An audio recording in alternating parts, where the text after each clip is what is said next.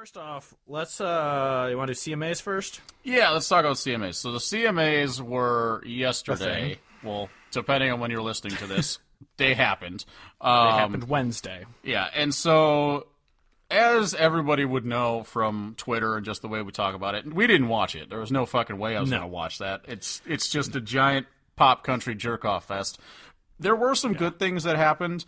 Like I saw tweets about how Stapleton won. Yeah, so I'll just go through some of the winners right now to just go over them. So Stapleton won for Broken Halos for single, and I think also song or record or whatever the fuck they break those things down for, which is good because that meant to be did not win, which is in a way, which is an amazing song. But like that is sort of a moral victory for real country music, that the song been destroying the charts for some godforsaken reason. Literally a year. Yeah, so the fact that that didn't win, that is, to me, some sort of nod to, okay, fuck that shit. Like, you can have it on the radio, but fuck that shit. So that's good. Carrie Underwood won for female, and I don't really care. That's fine. The musical event one pissed me off because... Wasn't it Kenny Chesney? Yeah, and I don't really understand the musical event as a category. It doesn't make any sense to me. But the fact that the Dear Hate song that Maren Morris and Vince Gill did after the massacre in Vegas didn't win is fucking horseshit. Yeah, it's unbelievable the fact that song didn't fucking win. The category is musical event. Yeah, but it's an event for Dust on the Bottle and Kenny Chesney to sing a song It's together. just nonsense. Like, what the fuck is the point of that category if something as great as that brought all sorts of people together will not win? It's fucking bullshit. It would have been like if J.J. Watt didn't win the Walter Payton Man of the Year that one time when he raised like $100 million for Hurricane. Yeah. It would have been like he raised all that money and then it was just like, yeah, but Aaron Rodgers went to Chick-fil-A and bought an old lady a sandwich. Like, that's what it was. Aaron Rodgers called his family back. Oh! Yeah. Yeah, like that's what the equivalent would have been for that, and it's fucking bullshit that... Yeah. Because Dear Hate, not only was it for a good cause, she put all the money she made from it towards that,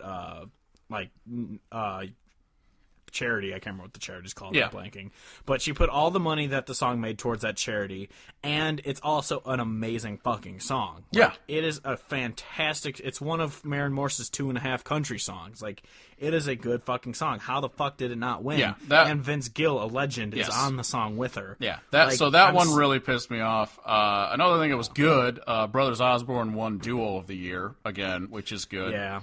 I think they're pretty much going to be the Brooks and Dunn winning that year exactly. after year until they retire. And it's one of those where I think it's kind of like, all right, whatever, they're just going to keep winning it, which makes the category kind of pointless. But as long as Florida Georgia Line and Dan and Shay keep getting nominated, I'm really glad that Brothers Osborne keeps winning. I thought Dan and Shay wasn't even nominated. They were nominated and they didn't win. Sorry. Dan plus Shay. It's very specific that it is Dan plus Shay equals no one knows. If they ever split up and both go solo, Dan's fucking solo career better be called Dan minus Shay. I would actually respect him if he did that. Yeah, it was Dan minus. I would love that. And then I would just have to be like Shay. Yeah. Okay. Fuck you, bitch. Another thing that was good. I mean, I guess fine. Was Album of the Year. Casey Musgrave won for Golden Hour, which really was just more of. It's just hey, she's a woman, give it to her. Well, but it was like, so it was that, The Mountain, but then Life Changes by Thomas Rhett and Graffiti You, which is what the fuck. And then, Stapleton's from A-Room Volume 2. So it was kind of like, I was really just going to be fine with whoever won as long as it wasn't the Thomas Rhett or Keith Urban albums, because those things were absolute dog shit trash. The Mountain is good, then, what was the other one? The other country one? Oh, Stapleton's was obviously great. But... I am happy that Casey Musgraves won because she is great. She's a great artist, but it wasn't a country album. It was kind of country. Well, so it had country songs on it, like Space Cowboy's tremendous. Love that song. I love Space Cowboy, but she's promoting High Horse. That's a disco song. Yeah. Well, and it's kind of to me also annoying because her previous 2 albums are really fucking good. And really country. Yeah, and so when she finally gets the win, it's for this one. So, but I'm really not too upset because getting on to another thing that is upsetting, the vocal group of the year went to Old Dominion and their absolute nonsense, garbage, dog shit existence fuck them to the end of the earth. You are cutting out so much right now. I was swearing constantly. Okay. I heard Old Dominion and then it was just what they extras. win? Vocal group. Ah, fuck them. I mean, granted, the options weren't that great. But Who was it? It was Old Dominion who won. Midland, which Midland's music is great, but we've talked about our feelings about them as dudes.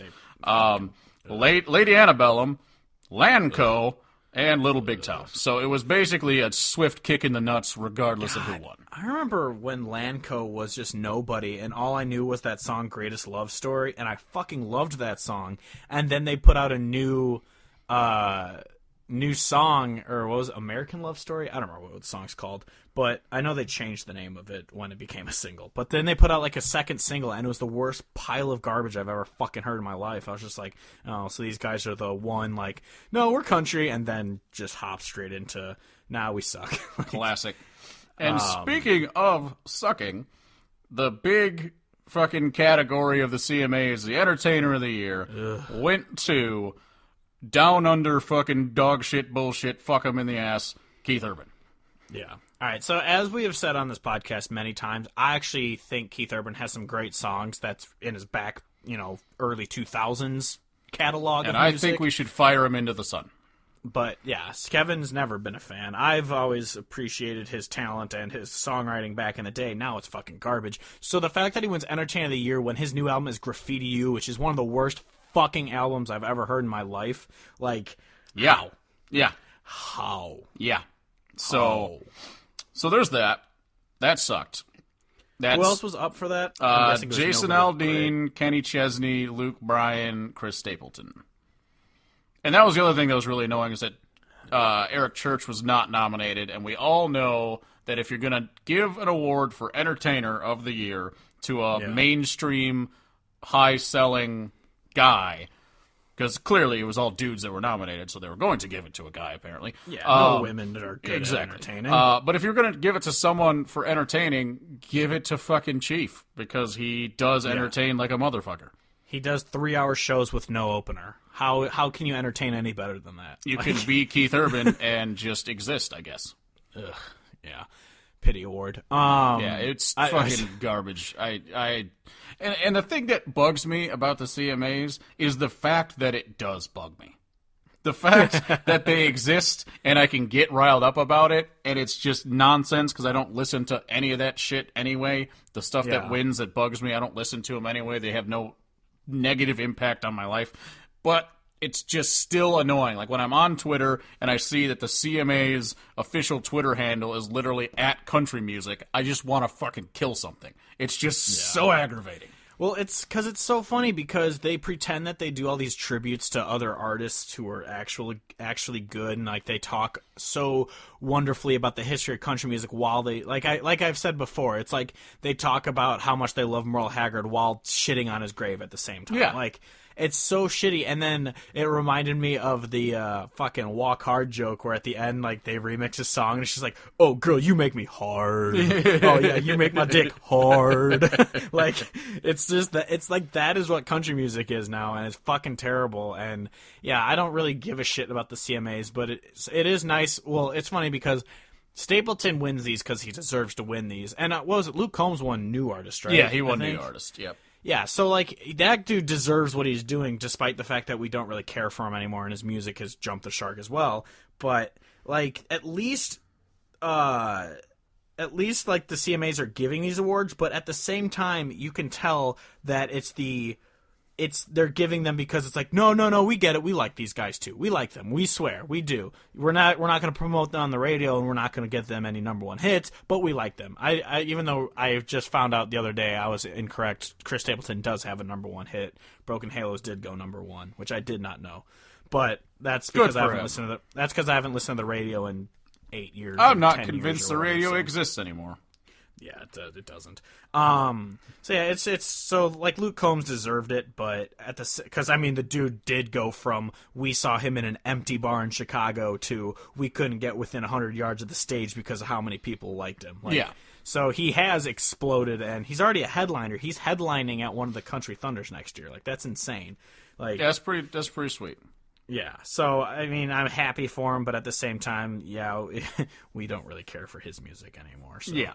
especially every once in a while, like I'll be listening to my heartfelt playlist or something, which has a whole lot of subscribers, in the car, and you know how Spotify, if you have like a song that's not on Spotify anymore, come on, it just kind of shows up quickly and then goes to the next song.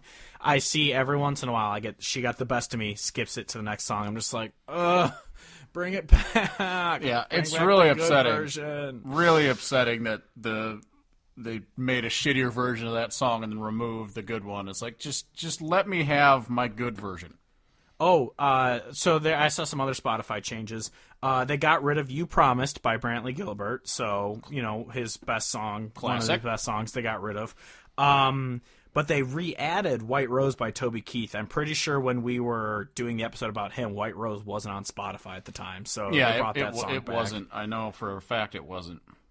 Yeah, so I'm happy that song's back, because White Rose, if you haven't heard that by Toby Keith, one, go back and listen to our Toby Keith episode, but two, that song is fucking amazing, so I'm happy that one's back. Yeah. There was another Brantley Gilbert song they took off that I liked. I was thinking to myself, it's because these artists don't want you to know that they actually had good country music, so they have to take off the proof. Yeah. Yep. It's just like how Ryan Hurd, I think it was called Panorama, his EP Panorama. It's an amazing EP. It's a great country EP, and he takes it down, and now he's just Maren Morris's fucking husband and plays this dog shit music, and it sucks that he's turned into that.